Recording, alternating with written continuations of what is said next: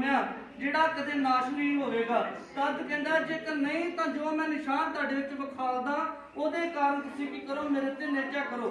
ਤਦ ਉਹਨਾਂ ਨੇ ਕਹਿਣਾ ਸ਼ੁਰੂ ਕੀਤਾ, ਕਹਿੰਦਾ ਸ਼ੁਰੂ ਤੋਂ ਹੀ ਇਹ ਨਿਸ਼ਾਨ ਹੁੰਦੇ ਆਏ ਨੇ। ਮੂਸਾ ਨੇ ਕੀ ਕੀਤਾ ਹੈ, ਕਹਿੰਦਾ ਜਦ ਉਹ ਉਜਾੜ ਦੇ ਵਿੱਚ ਗੁਲਾਮੀ ਦੇ ਵਿੱਚ ਲੋਕ ਸਨ ਤਾਂ ਉਸਨੇ ਮੰਨਾ ਖਵਾਇਆ। ਤਦ ਉਸਨੇ ਕਹਿਣਾ ਸ਼ੁਰੂ ਕੀਤਾ, ਕਹਿੰਦਾ ਉਪਰੰਤ ਕਹਿੰਦਾ ਮੈਂ ਤੁਹਾਨੂੰ ਆਖਦਾ ਕਿ ਜਿਹੜਾ ਮੰਨਾ ਤੁਸੀਂ ਉਸ ਸਮੇਂ ਖਾਦਾ ਉਹ ਕਹਿੰਦਾ ਤੁਹਾਡੇ ਵੱਡ ਵਡੇਰਿਆਂ ਨੇ ਖਾਦਾ ਤੇ ਕੀ ਹੋ ਗਏ, ਮਰ ਗਏ। ਪਰ ਕਹਿੰਦਾ ਮੈਂ ਜੋ ਆ, ਕਹਿੰਦਾ ਯਿਸੂ ਨੇ ਆਖਿਆ ਜਿਉਣ ਦੀ ਰੋਟੀ ਮੈਂ ਹਾਂ। ਹਾਲੇਲੂਇਆ, ਕਹਿੰਦਾ ਪਿਓ ਦਾਦਿਆਂ ਨੇ ਉਹ ਰੋਟੀ ਖਾਧੀ, ਉਹ ਮਰ ਗਏ। ਕਹਿੰਦਾ ਪਰ ਮੈਂ ਕੀ ਹਾਂ, ਉਹ ਰੋਟੀ ਜੋ ਪਰਮੇਸ਼ਰ ਦੀ ਜੋ ਸਵਰਗੋਂ ਉਤਰਦੀ ਹੈ ਅਤੇ ਸੰਸਾਰ ਨੂੰ ਜੀਵਨ ਦਿੰਦੀ ਹੈ। ਤਾਂ ਉਹਨਾਂ ਨੇ ਉਸ ਨੂੰ ਆਖਿਆ ਪ੍ਰਭੂ ਜੀ ਸਾਨੂੰ ਸਦਾ ਇਹ ਰੋਟੀ ਦਿਆ ਕਰੋ। ਹਾਲੇਲੂਇਆ, ਕਹਿੰਦੇ ਇਹ ਜਿਹੜੀ ਰੋਟੀ ਸਾਨੂੰ ਸਦਾ ਹੀ ਦਿਆ ਕਰੋ। ਰੋਟੀਆਂ ਖਾਣ ਦੇ ਲਈ ਅਸੀਂ ਕਿੱਡੀ ਛੇਤੀ ਤਿਆਰ ਹੋ ਜਾਂਦੇ ਹਾਂ। ਕਹਿੰਦਾ ਜੇ ਇਹ ਗੱਲ ਆ ਜੇ ਸਵਰਗੋਂ ਰੋਟੀ ਉਤਰੀ ਤੇ ਇਹ ਰੋਟੀਆਂ ਨੂੰ ਪਹਿਲਾਂ ਕਿਉਂ ਨਹੀਂ ਦਿੱਤੀ? ਰੋਟੀ ਸਾਨੂੰ ਕੀ ਕਰੋ, ਸਦਾ ਇਹ ਰੋਟੀ ਦਿਆ ਕਰੋ। ਪ੍ਰਭੂ ਯਿਸੂ ਮਸੀਹ ਨੇ ਕੀ ਕਹਿਣਾ ਸ਼ੁਰੂ ਕੀਤਾ ਜਦ ਉਹਨਾਂ ਨੇ ਕਿਹਾ ਰੋਟੀ ਇਹ ਸਾਨੂੰ ਦਿਆ ਕਰੋ? ਲਿਖਿਆ ਯਿਸੂ ਨੇ ਆਖਿਆ ਉਹ ਰੋਟੀ ਕੀ ਆ, ਮੈਂ ਆ। ਤਦ ਉਹ ਹੱਕੇ ਪੱਕੇ ਰਹਿ ਗਏ ਕਿ ਇਹ ਰੋਟੀ ਕਿਹੜੀ ਆ ਜਿਹੜੀ ਪਰਮੇਸ਼ਰ ਨੇ ਆਪਣੇ ਆਪ ਨੂੰ ਕਹਿ ਦਿੱਤਾ ਕਿ ਉਹ ਜਿਹੜੀ ਰੋਟੀ ਮੈਂ। ਲਿਖਿਆ ਜੋ ਮੇਰੇ ਕੋਲ ਆਉਂਦਾ ਹੈ ਉਹ ਮੂਲੋਂ ਭੁੱਖਾ ਨਾ ਹੋਵੇਗਾ ਅਤੇ ਜੋ ਮੇਰੇ ਉੱਤੇ ਨਿਰਜਾ ਕਰਦਾ ਹੈ ਸੋ ਕਦੇ ਵੀ ਧਿਆਇਆ ਨਾ ਹੋਵੇਗਾ। ਹਾਲੇਲੂਇਆ, ਜੋ ਕੋਈ ਪ੍ਰਭੂ ਯਿਸੂ ਮਸੀਹ ਉੱਤੇ ਨਿਰਜਾ ਕਰਦਾ ਹੈ ਉਹ ਕਦੇ ਵੀ ਭੁੱਖਾ ਨਹੀਂ ਰਹਿੰਦਾ, ਕਦੇ ਵੀ ਧਿਆਇਆ ਨਹੀਂ ਰਹਿੰਦਾ। ਕਿਉਂ ਜੋ ਜੀਵਨ ਦੀ ਰੋਟੀ ਪ੍ਰਭੂ ਯਿਸੂ ਮਸੀਹ ਹੈ, ਜੀਵਨ ਦਾ ਜਲ ਕੀ ਪ੍ਰਭੂ ਯਿਸੂ ਮਸੀਹ ਹੈ। ਕਹਿੰਦਾ ਜੋ ਕੁਝ ਮੈਨੂੰ ਪਿਤਾ ਦਿੰਦਾ ਹੈ ਮੇਰੇ ਕੋਲ ਆਵੇਗਾ ਤੇ ਜੋ ਮੇਰੇ ਕੋਲ ਆਉਂਦਾ ਹੈ ਮੈਂ ਕਦੇ ਵੀ ਉਹਨੂੰ ਕੱਢ ਨਾ ਦਿਆਂਗਾ। ਹਾਲੇਲੂਇਆ, ਕਹਿੰਦਾ ਮੈਂ ਫਿਰ ਕਦੇ ਵੀ ਉਸ ਇਨਸਾਨ ਨੂੰ ਕੱਢਾਂਗਾ ਨਹੀਂ ਜਿਹੜਾ ਮੇਰੇ ਕੋਲ ਆ ਜਾਂਦਾ ਹੈ। 41 ਵਚਨ ਚ ਲਿਖਿਆ ਉਪਰੰਤ ਯਹੂਦੀ ਉਸ ਉੱਤੇ ਬੋੜ ਬਣਾਉਣ ਲੱਗੇ, ਇਸ ਲਈ ਜੋ ਉਹਨੇ ਇਹ ਆਖਿਆ ਸੀ ਕਿ ਜਿਹੜੀ ਰੋਟੀ ਸਵਰਗੋਂ ਉਤਰੀ ਉਹ ਮੈਂ ਹਾਂ। ਯਹੂਦੀਆਂ ਨੇ ਫਿਰ ਗੁੜ ਬਣਾਉਣਾ ਸ਼ੁਰੂ ਕੀਤਾ। ਇਹ ਆਪਣੇ ਆਪ ਨੂੰ ਕਹਿ ਰਿਹਾ ਕਿ ਮੈਂ ਕੀ ਸਵਰਗੋਂ ਆਇਆ ਤੇ ਜਿਹੜੇ ਸਾਡੇ ਪਹਿਲੇ ਨਬੀ ਉਹਨਾਂ ਨੂੰ ਇਹ ਕੀ ਕਰ ਰਿਹਾ ਹੈ, ਤਿਰਸਕਾਰ ਕਰ ਰਿਹਾ ਹੈ, ਉਹਨਾਂ ਨੂੰ ਇਹ ਮੰਦਾ ਆਖ ਰਿਹਾ ਹੈ। ਤਦ ਪ੍ਰਭੂ ਯਿਸੂ ਮਸੀਹ ਨੇ ਫਿਰ 48 ਵਚਨ ਦੇ ਵਿੱਚ ਆਖਿਆ ਕਿ ਜੀਵਨ ਦੀ ਰੋਟੀ ਮੈਂ ਹਾਂ। ਤੁਹਾਡੇ ਪਿਓ ਦਾਦੇ ਨੇ ਉਜਾੜ ਵਿੱਚ ਮਨ ਖਾਧਾ ਅਤੇ ਮਰ ਗਏ। ਜਿਹੜੀ ਰੋਟੀ ਸਵਰਗੋਂ ਉਤਰਦੀ ਹੈ ਭਈ ਮਨੁੱਖ ਉਸ ਵਿੱਚੋਂ ਖਾ ਕੇ ਨਾ ਮਰੇ ਸੋ ਇਹ ਹੈ ਉਹ ਜਿਉਂਦੀ ਰੋਟੀ ਜੋ ਸਵਰਗੋਂ ਉਤਰੀ ਸੋ ਮੈਂ ਹਾਂ। ਹਾਲੇਲੂਇਆ, ਵਾਰ-ਵਾਰ ਪਰਮੇਸ਼ਰ ਆਪਣੇ ਸ਼ਬਦਾਂ ਤੋਂ ਇਹੀ ਦੱਸਦੇ ਸਨ ਕਿ ਜੋ ਸਵਰਗੋਂ ਰੋਟੀ ਉਤਰਦੀ ਹੈ ਉਹ ਮੈਂ ਆ। 52 ਵਚਨ ਨੂੰ ਦੇਖਦੇ ਆ, ਲਿਖਿਆ ਇਸ ਲਈ ਯਹੂਦੀ ਆਪਸ ਵਿੱਚ ਇਹ ਕਹਿ ਕੇ ਬਹਿਸਣ ਲੱਗੇ ਜੋ ਇਹ ਆਖਦਾ ਹੈ ਆਪਣਾ ਮਾਸ ਕਿਕਰ ਸਾਨੂੰ ਖਾਣ ਲਈ ਦੇ ਸਕਦਾ ਹੈ। ਉਹਨਾਂ ਫਿਰ ਪ੍ਰਸ਼ਨ ਕੀਤਾ ਕਿ ਇੱਕ ਇਨਸਾਨ, ਉਹਨਾਂ ਕਿਹਾ ਅਸੀਂ ਤੇ ਸਾਨੂੰ ਪੁਰਾਣੇ ਨੇਮ ਤੋਂ ਸ਼ਰਅ ਤੋਂ ਮੂਸਾ ਤੋਂ ਕੀ ਖੁੱਲ੍ਹ ਮਿਲੀ ਕਿ ਜੋ ਕੁਝ ਧਰਤੀ ਦੇ ਉੱਤੇ ਬਣਿਆ ਹੋਇਆ ਹੈ ਉਹ ਸਭ ਕੁਝ ਤੁਸੀਂ ਕੀ ਕਰ ਸਕਦੇ ਹੋ, ਖਾ ਸਕਦੇ ਹੋ ਹਰੇਕ ਜੀਵ ਨੂੰ। ਕਹਿੰਦਾ ਮੀਟ ਮਾਰ ਤੇ ਹੀ ਬੜੇ ਚਿਰ ਦੇ ਖਾਂਦੇ ਆਉਂਦੇ ਆ, ਇਹ ਕਹਿੰਦਾ ਕਿ ਅਸੀਂ ਇੱਕ ਬੰਦੇ ਦਾ ਮਾਸ ਵੀ ਖਾਵਾਂਗੇ। ਕਹਿੰਦਾ ਇਹ ਕਿੱਕਰ ਹੋ ਸਕਦਾ ਹੈ? ਕਹਿੰਦਾ ਆਪਸ ਵਿੱਚ ਇਹ ਕਹਿ ਕੇ ਬਹਿਸਣ ਲੱਗੇ ਜੋ ਆਪਣਾ ਮਾਸ ਕਿੱਕਰ ਸਾਨੂੰ ਖਾਣ ਲਈ ਦੇ ਸਕਦਾ ਹੈ। ਕਹਿੰਦਾ ਹੁਣ ਇਹਨੂੰ ਅਸੀਂ ਕਿੱਦਾਂ ਖਾਵਾਂਗੇ? ਪਰ ਪਰਮੇਸ਼ਰ ਨੇ ਜੁੰਦੇ ਵਚਨਾਂ ਦੇ ਅਨੁਸਾਰ ਫਿਰ ਅੱਗੇ ਉਹਨਾਂ ਨੂੰ ਬੋਲਿਆ। ਕਹਿੰਦਾ ਤਦ ਯਿਸੂ ਨੇ ਉਹਨਾਂ ਨੂੰ ਆਖਿਆ ਮੈਂ ਤੁਹਾਨੂੰ ਸੱਚ-ਸੱਚ ਆਖਦਾ ਹਾਂ ਜੋ ਤੁਸੀਂ ਮਨੁੱਖ ਦੇ ਪੁੱਤਰ ਦਾ ਮਾਸ ਨਾ ਖਾਓ ਅਤੇ ਉਹਦਾ ਲਹੂ ਨਾ ਪੀਓ ਤਾਂ ਤੁਹਾਡੇ ਵਿੱਚ ਜੀਵਨ ਨਹੀਂ। ਹਾਲੇਲੂਇਆ, ਕਹਿੰਦਾ ਮੈਂ ਤੁਹਾਨੂੰ ਸੱਚ-ਸੱਚ ਆਖਦਾ ਜੇਕਰ ਤੁਸੀਂ ਮਨੁੱਖ ਦੇ ਪੁੱਤਰ ਦਾ ਮਾਸ ਨਹੀਂ ਖਾਂਦੇ, ਅਗਰ ਉਹਦਾ ਸਰੀਰ ਨਹੀਂ ਖਾਂਦੇ ਤਾਂ ਕਹਿੰਦਾ ਤੁਹਾਡੇ ਵਿੱਚ ਜੀਵਨ ਨਹੀਂ ਆ। ਕਹਿੰਦਾ ਜੇਕਰ ਤੁਸੀਂ ਉਹ ਲਹੂ ਨਹੀਂ ਪੀਂਦੇ ਤਾਂ ਤੁਹਾਡੇ ਵਿੱਚ ਜੀਵਨ ਨਹੀਂ ਆ, ਫਿਰ ਤੁਸੀਂ ਕੀ ਮੁਰਦਾ ਹੋ। ਲਿਖਿਆ ਜੋ ਕੋਈ ਮੇਰਾ ਮਾਸ ਖਾਂਦਾ ਅਤੇ ਮੇਰਾ ਲਹੂ ਪੀਂਦਾ ਹੈ ਸਦੀਪਕ ਜੀਵਨ ਉਸੇ ਦਾ ਹੈ ਅਤੇ ਮੈਂ ਅੰਤ ਦੇ ਦਿਨ ਉਹਨੂੰ ਜਿਉਂਦਾ ਉਠਾਵਾਂਗਾ। ਹਾਲੇਲੂਇਆ, ਪ੍ਰਭੂ ਯਿਸੂ ਮਸੀਹ ਕਹਿੰਦੇ ਮੈਂ ਅੰਤ ਦੇ ਦਿਨ ਜਦੋਂ ਕਿਆਮਤ ਦਾ ਵੇਲਾ ਆਏਗਾ, ਜਦ ਨਿਆਂ ਹੋਏਗਾ, ਕਹਿੰਦਾ ਮੈਂ ਉਸ ਨੂੰ ਜੋ ਮੇਰੇ ਸਰੀਰ ਦੇ ਵਿੱਚੋਂ ਖਾਂਦਾ ਹੈ, ਜੋ ਮੇਰਾ ਲਹੂ ਪੀਂਦਾ ਹੈ, ਫਿਰ ਕਹਿੰਦਾ ਮੈਂ ਉਹਨੂੰ ਅੰਤ ਦੇ ਦਿਨ ਕੀ ਕਰਾਂਗਾ, ਜਿਉਂਦਾ ਉਠਾਵਾਂਗਾ। ਕਿਉਂ ਜੋ ਕਹਿੰਦਾ ਮੈਂ ਸਵਰਗੋਂ ਉਤਰਿਆ। 46-50 ਵਿੱਚ ਲਿਖਿਆ ਜੋ ਮੇਰਾ ਮਾਸ ਖਾਂਦਾ ਤੇ ਮੇਰਾ ਲਹੂ ਪੀਂਦਾ ਹੈ ਸੋ ਮੇਰੇ ਵਿੱਚ ਰਹਿੰਦਾ ਹੈ ਔਰ ਮੈਂ ਉਸ ਵਿੱਚ। ਜਿਸ ਤਰ੍ਹਾਂ ਜਿਉਂਦੇ ਪਿਤਾ ਨੇ ਮੈਨੂੰ ਭੇਜਿਆ ਤੇ ਮੈਂ ਪਿਤਾ ਦੇ ਕਾਰਨ ਜਿਉਂਦਾ ਹਾਂ, ਉਸੇ ਤਰ੍ਹਾਂ ਜਿਹੜਾ ਮੈਨੂੰ ਖਾਂਦਾ ਹੈ ਸੋ ਮੇਰੇ ਕਾਰਨ ਜੀਵੇਗਾ। ਹਾਲੇਲੂਇਆ,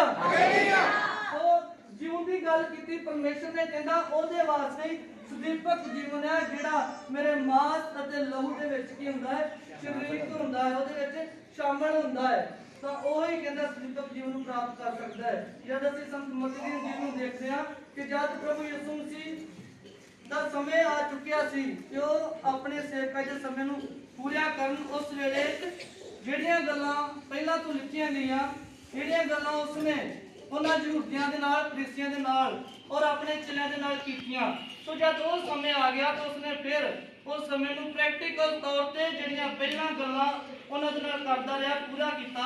ਸੰਤ ਮਤੀ ਦੀ ਇੰਜੀਲ 26 ਅਧਿਆਏ उसका 17 वचन पतीरी रोटी के त्योहार के पहले दिन चेलिया ने यीशु को लान के आख्या तू किथे चाहता है जो असी तेरे खान ਲਈ ਬਸਾ ਤਿਆਰ ਕਰੀ। हालेलुया हालेलुया तू किथे चाहना ਅਸੀਂ ਤੇਰੇ ਖਾਣ ਦੇ ਲਈ ਬਸਾ ਤਿਆਰ ਕਰੀਏ। ਜੋ ਪਹਿਲਾਂ ਅਸੀਂ ਕੂਚ ਦੀ ਕਿਤਾਬ ਦੇ ਵਿੱਚ ਪੜਿਆ ਹੈ ਕਿ ਇਹ ਦਿਨ ਕੀ ਕਹਿੰਦਾ ਤੁਹਾਡੇ ਲਈ ਬਸਾ ਦਾ ਬਲੀਦਾਨ ਹੋਵੇਗਾ ਕਿ ਮੈਂ ਕਹਿੰਦਾ ਫਿਰੌਨ ਦੇ और मिस्रियों के सारे पलोठियां ਨੂੰ ਮਾਰਾਂਗਾ और ਤੁਸੀਂ ਕੀ ਰਹੋਗੇ जीवित रहोगे। तो ਉਹ ਨੇਮ ਬੰਦ ਦਿੱਤਾ ਉਹਨਾਂ ਦੇ ਨਾਲ ਤੁਹਾਡੇ ਪੁੱਤਰ ਤੁਹਾਡੀਆਂ ਪੀੜ੍ਹੀਆਂ ਇਸ ਪਰਬ ਨੂੰ ਕੀ ਕਰਨਗੀਆਂ ਮਨਾਇਆ ਕਰਨਗੀਆਂ। ਜਦ ਉਹ ਦਿਨ ਆਇਆ ਤੇ ਯਿਸੂ ਮਸੀਹ ਨੇ ਆਪਣੇ ਚੇਲਿਆਂ ਦੇ ਨਾਲ ਉਸ ਪਸਾਹ ਨੂੰ ਖਾਣ ਦੇ ਵੇਲੇ ਜਦ ਤਿਆਰੀ ਕਰ ਰਹੇ ਸਨ ਤੇ ਚੇਲਿਆਂ ਨੇ ਪੁੱਛਿਆ ਕਿ ਤੂੰ ਸਾਡੇ ਨਾਲ ਕਿੱਥੇ ਉਸ ਤਿਉਹਾਰ ਨੂੰ ਮਨਾਏਗਾ। ਤਦ ਜਦ ਅੱਗੇ ਬੱਚਿਆਂ ਨੂੰ ਪੜ੍ਹਦੇ ਆ ਯਿਸੂ ਮਸੀਹ ਉਹਨਾਂ ਨੂੰ ਹਦਾਇਤਾਂ ਦਿੰਦੇ ਨੇ ਕਿ ਉਸ ਜਗ੍ਹਾ ਤੇ ਪਹੁੰਚ ਜਾਂਦੇ ਨੇ ਜਿੱਥੇ ਉਹਨਾਂ ਨੇ ਉਸ ਪਸਾਹ ਨੂੰ ਲੈਣਾ ਹੁੰਦਾ ਹੈ। 26 वचन ਨੂੰ ਦੇਖਾਂਗੇ 26 ਦਾ 26 वचन जद वो खा रहे सन तद यीशु ने रोटी ली अते बरकत दे के तोड़ी और चेलियां नु दे के आख्या लो खाओ ये मेरा शरीर है। फिर उन्हें प्याला लेके शुक्र कीता अते उन्हां नु दे के आख्या तुसी सारे इस विचों पीओ क्यों जो नेम दा यह मेरा वो लहू है जिहड़ा बहुतियां दी खातर पापां दी माफी लई वहाया जांदा है। आमीन हालेलुया हालेलुया। ਉਹ ਸਮੇਂ ਆ ਗਿਆ ਜਦ ਉਸ ਗੱਲਾਂ ਨੂੰ ਪ੍ਰਭੂ ਨੇ ਪ੍ਰੈਕਟੀਕਲੀ ਤੌਰ ਤੇ ਕੀਤਾ। ਰੋਟੀ ਨੂੰ ਲਿਆ ਔਰ ਪਾਣੀ ਨੂੰ ਲਿਆ ਔਰ ਵੰਡਣਾ ਸ਼ੁਰੂ ਕੀਤਾ। ਰੋਟੀ ਤੋੜੀ ਬਰਕਤ ਦਿੱਤੀ ਚੇਲਿਆਂ ਨੂੰ ਦੇਣਾ ਸ਼ੁਰੂ ਕੀਤਾ। ਕਹਿੰਦਾ ਲਓ ਇਹ ਮੇਰਾ ਕੀ ਸਰੀਰ ਹੈ ਜਿਹੜਾ ਤੁਹਾਡੇ ਲਈ ਕੀ ਹੁੰਦਾ ਹੈ ਤੋੜਿਆ ਜਾਂਦਾ ਹੈ। ਸੋ ਪ੍ਰਭੂ ਯਿਸੂ ਮਸੀਹ ਦਾ ਸਰੀਰ ਸਲੀਬ ਦੇ ਉੱਪਰ ਸਾਡੇ ਸਾਰਿਆਂ ਦੇ ਪਾਪਾਂ ਔਰ ਗੁਨਾਹ ਦੇ ਲਈ ਕੀ ਹੋਇਆ ਹੈ ਤੋੜਿਆ ਗਿਆ ਹੈ। ਅੱਗੇ ਕਹਿੰਦਾ ਇਹ ਲਓ ਮੇਰਾ ਉਹ ਨਵੇਂ ਨੇਮ ਦਾ ਲਹੂ ਜੋ ਬਹੁਤਿਆਂ ਦੀ ਖਾਤਰ ਪਾਪਾਂ ਦੀ ਮਾਫੀ ਦੇ ਲਈ ਕੀ ਹੁੰਦਾ ਹੈ ਵਹਾਇਆ ਜਾਂਦਾ ਹੈ। Hallelujah hallelujah. ਲਹੂ ਪਾਉਣ ਤੋਂ ਬਿਨਾ ਪਾਪਾਂ ਦੀ ਮਾਫੀ ਹੁੰਦੀ ਹੀ ਨਹੀਂ। ਤਾਂ ਉਸ ਵੇਲੇ ਯਿਸੂ ਮਸੀਹ ਨੇ ਲਾਸਟ ਭੋਜਨ ਆਪਣੇ ਚੇਲਿਆਂ ਦੇ ਨਾਲ ਕੀਤਾ ਤਾਂ ਉਸਨੇ ਨੂੰ ਕਿਹਾ ਇਹ ਜਿਹੜਾ ਮੇਰਾ ਮਾਸ ਹੈ ਬਹੁਤਿਆਂ ਦੇ ਲਈ ਤੋੜਿਆ ਜਾਂਦਾ ਹੈ ਮੇਰਾ ਲਹੂ ਬਹੁਤਿਆਂ ਦੇ ਲਈ ਵਹਾਇਆ ਜਾਂਦਾ ਹੈ ਉਹਨਾਂ ਦੇ ਲਈ ਜਿਹੜੇ ਪਾਪਾਂ ਦੇ ਵਿੱਚ ਨੇ। ਸੋ ਅੱਜ ਅਸੀਂ ਯਿਸੂ ਮਸੀਹ ਦੇ ਸਰੀਰ ਤੋੜੇ ਜਾਣ ਦੇ ਨਾਲ ਉਹਦਾ ਲਹੂ ਵਹਾਏ ਜਾਣ ਦੇ ਨਾਲ ਆਜ਼ਾਦ ਕੀਤੇ ਗਏ ਆ। ਸਾਡੇ ਪਾਪ ਕੀ ਹੋਏ ਨੇ ਮਾਫ ਕੀਤੇ ਗਏ ਨੇ। Hallelujah hallelujah. ਅਸੀਂ ਲਾਸਟ ਵਚਨ ਦੇਖਾਂਗੇ ਪਹਿਲਾ ਕਰੰਥੀਆਂ ਉਸ ਦਾ 11 ਅਧਿਆਏ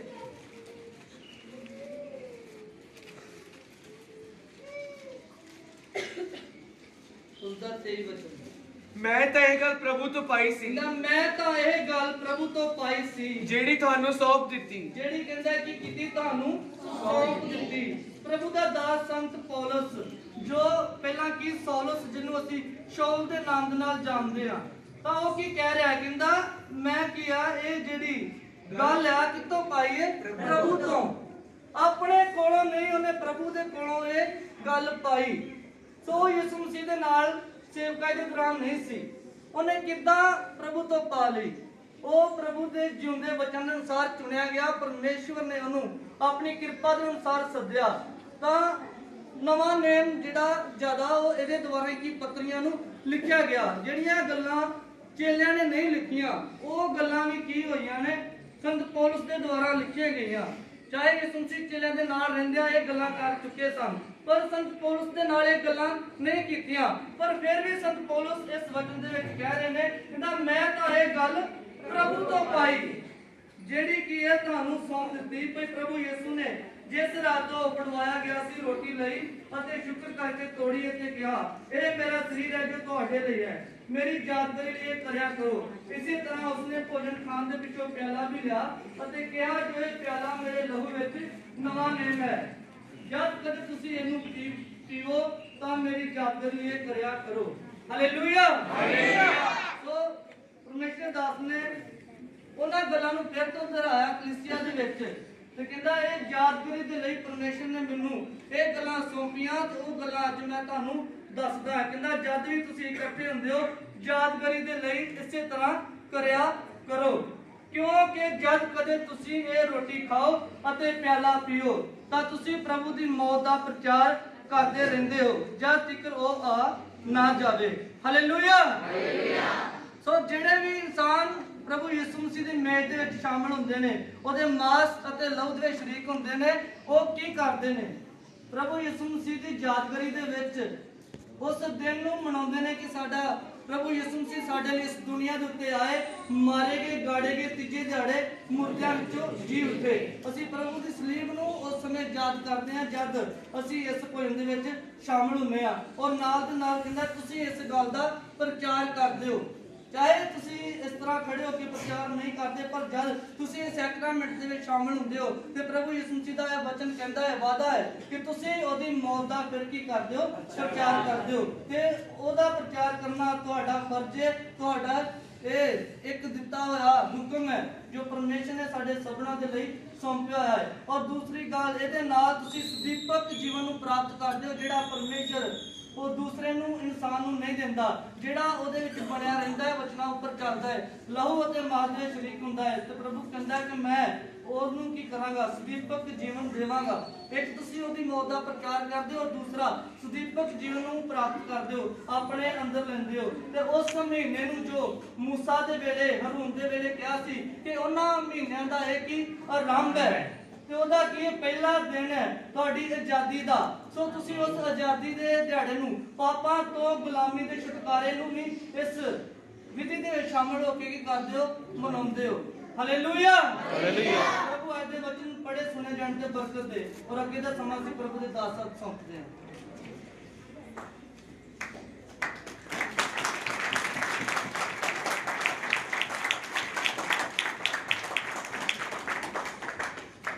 hallelujah hallelujah hallelujah hallelujah hallelujah. तो शुक्र करते हैं प्रभु जी का इन वचनों के लिए। सब परमेश्वर दे अजीजों, बाइबल के अनुसार जदों असी अशायर बानी में हाजिर होने हैं, असी प्रभु की मौत का प्रचार करते हैं। बाइबल ਵਿੱਚ ਲਿਖਿਆ ਜਿਹਦੇ ਅੰਦਰ ਮੇਰਾ ਮਾਸ ਨਹੀਂ ਹੈ, ਮੇਰਾ ਲਹੂ ਨਹੀਂ ਹੈ, ਉਹ ਮੇਰਾ ਨਹੀਂ ਹੈ। ਸਾਨੂੰ ਪ੍ਰਭੂ ਜੀ ਦੇ ਲਹੂ ਅਤੇ ਮਾਸ ਨੂੰ ਆਪਣੇ ਅੰਦਰ ਲੈਣਾ ਹੈ ਤਾਂ ਜੋ ਅਸੀਂ ਪਰਮੇਸ਼ਰ ਦੇ ਹੋ ਸਕੀਏ। Amen amen. ਸੋ ਪਰਮੇਸ਼ਰ ਦੇ ਜਿਸ ਹਿੱਸੇ ਨੂੰ ਜਾਰੀ ਰੱਖਾਂਗੇ, ਪਹਿਲਾ ਕੋਰਿੰਥੀਅਸ ਦਾ 11 ਅਧਿਆਇ और इसकी 27 आयत पढ़ी। ਇਸ ਕਰਕੇ ਜੋ ਕੋਈ ਅਜੋਗਤਾ ਨਾਲ ਇਹ ਰੋਟੀ ਖਾਵੇ ਅਥਵਾ ਪ੍ਰਭੂ ਦਾ ਪਿਆਲਾ ਪੀਵੇ ਸੋ ਪ੍ਰਭੂ ਦੇ ਸਰੀਰ ਅਤੇ ਲਹੂ ਦਾ ਦੋਸ਼ੀ ਹੋਵੇਗਾ। ਦੁਬਾਰਾ ਪੜ੍ਹੀਏ। ਇਸ ਕਰਕੇ ਜੋ ਕੋਈ ਅਜੋਗਤਾ ਨਾਲ ਇਹ ਰੋਟੀ ਖਾਵੇ ਅਥਵਾ ਪ੍ਰਭੂ ਦਾ ਪਿਆਲਾ ਪੀਵੇ ਸੋ ਪ੍ਰਭੂ ਦੇ ਸਰੀਰ ਅਤੇ ਲਹੂ ਦਾ ਦੋਸ਼ੀ सब ਹੋਵੇਗਾ। बोलेंगे हालेलुया हालेलुया। किस तरह रोटी खावे? अजोगता। बाइबल ਦੇ ਮੁਤਾਬਕ ਸਾਨੂੰ ਤਿਆਰੀ ਕਰਨੀ ਹੁੰਦੀ ਹੈ। ਪ੍ਰਸਾਦ ਦਾ ਤਿਉਹਾਰ ਮਨਾਉਣ ਦੀ ਤਿਆਰੀ, ਅਸ਼ਾਇਰ ਬਾਈ ਨੂੰ ਖਾਣ ਦੀ ਤਿਆਰੀ, ਪ੍ਰਭੂ ਯਿਸੂ ਮਸੀਹ ਦਾ ਲਹੂ ਲੈਣ ਦੀ ਤਿਆਰੀ, ਪ੍ਰਭੂ ਯਿਸੂ ਮਸੀਹ ਦਾ ਮਾਸ ਲੈਣ ਦੀ ਤਿਆਰੀ, ਪ੍ਰਭੂ ਯਿਸੂ ਮਸੀਹ ਦੀ ਮੌਤ ਦਾ ਪ੍ਰਚਾਰ ਕਰਨ ਦੀ ਤਿਆਰੀ। तो जो कोई अजोगता दे नाल जे चैब पाया जाता है, जे गुनाह पाया जाता है, बदी पाई जाती है, ये अजोगता है। तो जे कोई अजोगता दे नाल ये रोटी खावे अथवा प्रभु का प्याला पीवे सो प्रभु के शरीर ते लहू दा की होएगा? दोषी होएगा। ਅਸੀਂ शामिल होण जा रहे हैं इस लहू दे विच, ਅਸੀਂ ਸ਼ਾਮਲ ਹੋਣ ਜਾ ਰਹੇ ਹਾਂ। ਅਸੀਂ ਸਮਾਜ ਨੂੰ ਆਪਣੇ ਅੰਦਰ ਲੈਣ ਜਾ ਰਹੇ ਹਾਂ। ਸਾਨੂੰ ਆਪਣੇ ਆਪ ਨੂੰ ਪਰਖਣਾ ਹੈ ਕਿ ਮੈਂ ਸਜੋਗ ਹੈਗਾ ਕਿ ਪ੍ਰਭੂ ਦੇ ਮਾਸ ਨੂੰ ਲੈ ਲਵਾਂ कि प्रभु की मौत का प्रचार करा कि मेरी योग्यता पाई जाती है कि नहीं पाई जाती तो अपने गुनाहों को मनने प्रभु इसलिए आया ताकि ਅਸੀਂ अपने गुनाहों को मन के छड़ सकी दीपक जीवन के भागी बन सकी क्योंकि प्रभु यीशु मसीह ने खुद क्या सीगा जो रोटी खांदा ਉਹਦੇ ਕੋਲ ਸੁਦੀਪਕ ਜੀਵਨ ਹੈ ਤੇ ਪ੍ਰਭੂ ਸਾਨੂੰ ਸੁਦੀਪਕ ਜੀਵਨ ਦੇਣ ਵਾਸਤੇ ਆਏ ਸਾਨੂੰ ਆਪਣੇ ਪਾਪਾਂ ਨੂੰ ਮੰਨਣਾ ਹੈ ਆਪਣੇ ਗੁਨਾਹਾਂ ਨੂੰ ਮੰਨਣਾ ਹੈ ਅੱਗੇ बढ़ी पर मनुख अपने आप ਨੂੰ ਪਰਖੇ ਪਰ ਮਨੁੱਖ ਆਪਣੇ ਆਪ ਨੂੰ ਪਰਖੇ ਅਤੇ ਇਹਨੂੰ ਇਸ ਰੋਟੀ ਵਿੱਚੋਂ ਖਾਵੇ ਇਸ ਰੋਟੀ ਵਿੱਚੋਂ ਖਾਵੇ ਅਤੇ ਪਿਆਲੇ ਵਿੱਚੋਂ ਅਤੇ ਪੀਵੇ ਪਿਆਲੇ ਵਿੱਚੋਂ ਪੀਵੇ ਜਿਹੜਾ ਖਾਂਦਾ ਤੇ ਪੀਂਦਾ ਹੈ ਜੋ ਕੋਈ ਸਰੀਰ ਦੀ ਜਾਂਚ ਨਾ ਕਰੇ ਤੇ ਆਪਣੇ ਤੇ ਡੰਡ ਲਾ ਕੇ ਖਾਂਦਾ ਪੀਂਦਾ ਹੈ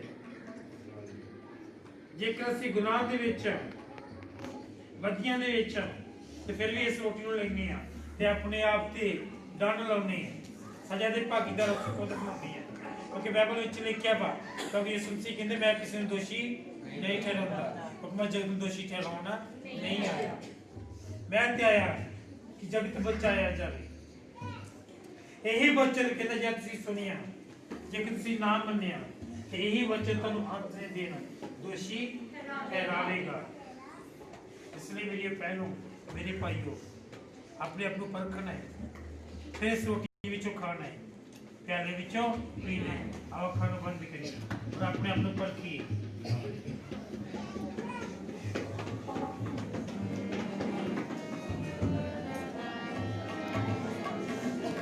इन लोगों ने इस विधि में शामिल होना है सैक्रमेंट में शामिल होना है वो लोग खड़े हो जाओ और लाइन में खड़े हो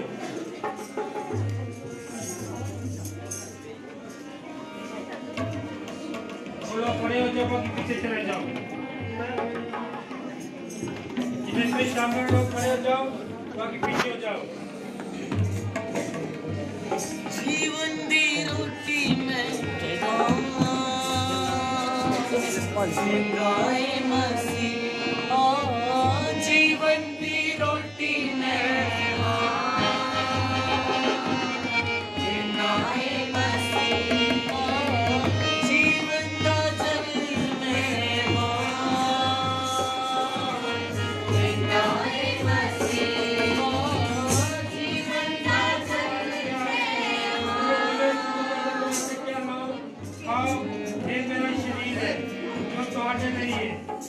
इकट्ठे हो मेरी जान के लिए करया करो जीवन की रोटी में गाए मसीह जीवन की रोटी में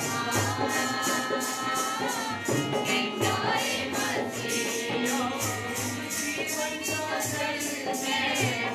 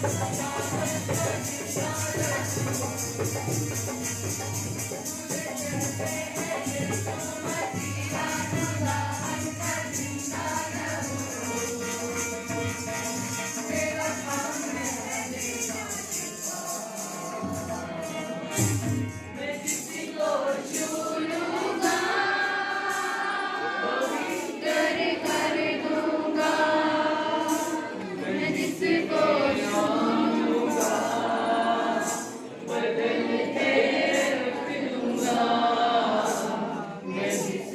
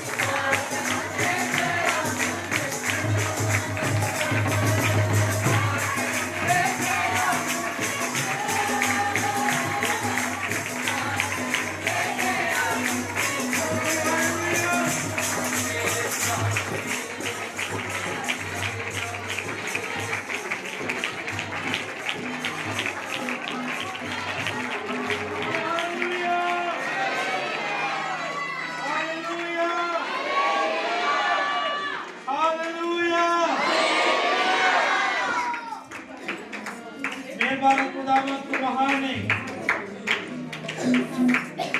तेरी बड़ाई करती है अपने लोगों को बरकत देने वाले प्रभु। ये सारा दिन में निदान आपके खुदावंद जैसे लोग कभी जदीदा काज बने प्रभु आज तक प्रभु को ले जाने लोगों को आपकी बरकत दे काज बने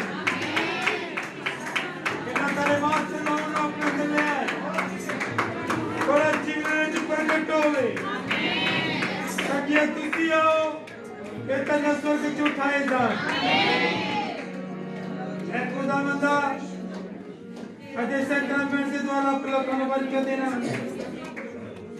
और बड़ा दिन भले करना सारी लानता बलामता यीशु दे नाम ते दूर हो जाए आमीन और इनके कारखाने बरकत पाओ आमीन और अगले हफ्ते तेरे की गवाही ने वापस आओ आमीन मैं यीशु दे नाम में मिले आमीन जितना लेके मांगते हैं आमीन हे सारे पिता